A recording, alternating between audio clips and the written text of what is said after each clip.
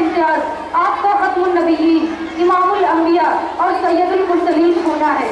रिसालत को हमेशा के लिए सच और दीन को मुकम्मल कर दिया गया। किताब मुबीन कुरान मजीद पिछली तमाम आसमानी किताबों की सरदार है और पिछली तमाम इल्हामी किताबों और पिछली तमाम शरीयतों को मंसूख कर दिया गया। दीन इस्लाम कामिल मुकम्मल और अबदी ज़ाब्ता हयात बन गया। कुरान मजीद तकरीबन 23 साल की मुद्दत में आप पर नाजिल हुआ और ये क़यामत तक अपनी असल हालत में मौजूद रहेगा, क्योंकि इसकी हिफाजत की जिम्मेदारी खुद अल्लाह ताला ने ली है। पहली वही गारे हिरा में सूरह अलग की इब्तिदाई 5 आयतें थी। कुरान मजीद जो कि 30 पारों, 7 मंजिलों, 114 सूरतों, 540 रुकू और 6666 आयात पर मुश्तमिल है। उतर कर हिरा से सूए कौम आया, उतर कर हिरा से सूए कौम आया और एक नुस्खे की नियाज साथ लाया। कुरान में मुझे हिदायत है जो इंसान को कुफ्र शिर्क की तारीकियों से निकाल कर ईमान और हिदायत की रोशनी की तरफ ले जाता है और ऐसी राह पर गामजन करता है जो मौजूद सिरात मुस्तकीम और जन्नत का रास्ता है। यह मौजूद किताब हमारी रहनुमाई करती है, हमें रास्ता दिखलाती है, हमें मंजिल तक पहुंचाती है और हमारी रूह की बुराइयों को दूर करती है, हमारे दुखों को मदावा है और हमारे दिलों को जख्मों को भर देती है और हमें जीने का उसलूब बख्शती है। सूरह हश्र में इरशाद बारी कर रहा है कि लौ अंज़लना हाज़ल कुरान अला जबलिन लरअयतहु खाशिय्यन मुतसद्दियन मिन खश्यतिल्लाह व तिल्कल अमसाल नज़रिबुहा लिन्नासि लअल्लहुम यतफक्करून। और अगर हम इस कुरान को किसी पहाड़ पर नाज़िल करते तो तुम जरूर देखते कि वो अल्लाह के खौफ से डरा जा रहा है और झुका जा रहा है। और हम ऐसी मिसालें लोगों के लिए बयान करते हैं ताकि वो गौर से करें।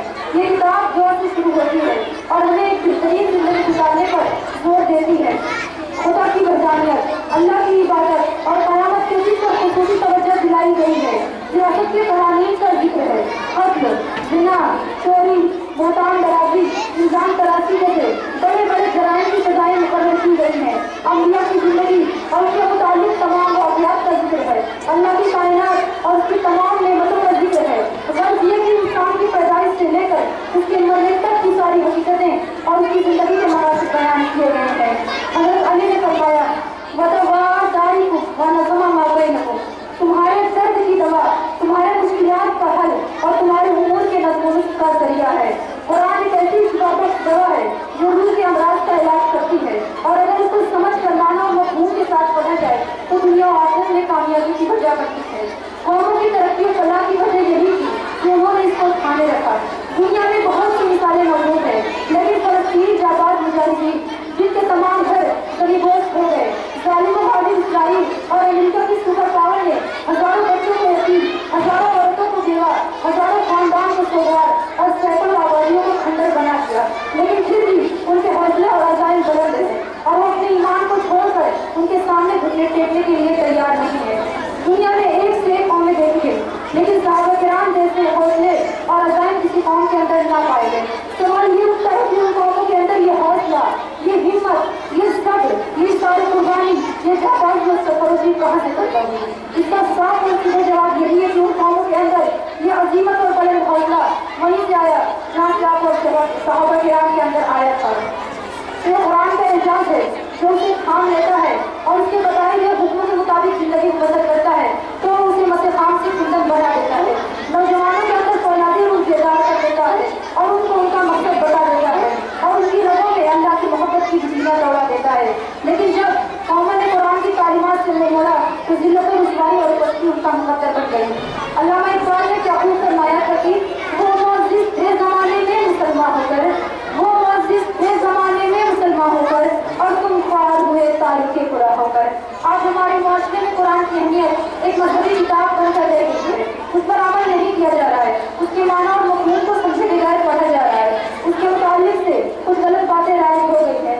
लोगों को कुछ इस तरह बताया जाता है कि ये आयत इतनी दफ़ा पढ़ने से रिश्ते में आसूदगी होगी, फला आयत को इतनी दफ़ा पढ़ने से फला बीमारी दूर हो जाएगी।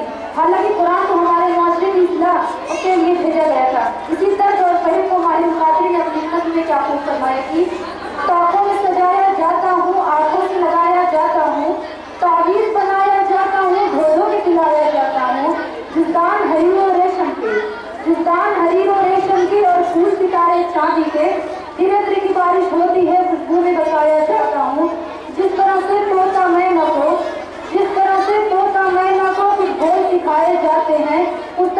सिखाया जाता हूँ उस तरह से पढ़ाया जाता हूँ।